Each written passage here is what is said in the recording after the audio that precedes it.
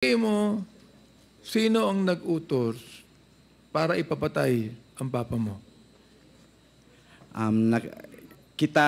Tayong mga Pilipino,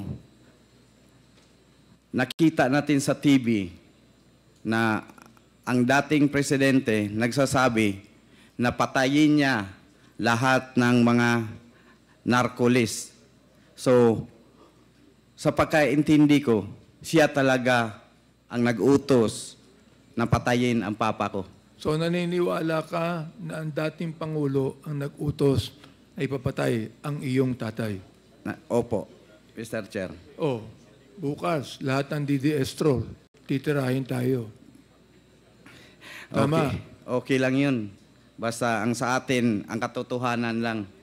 At hindi naman mga bata ang lahat ng Pilipino na naniwala sa senaryo nila, Mr. Chair.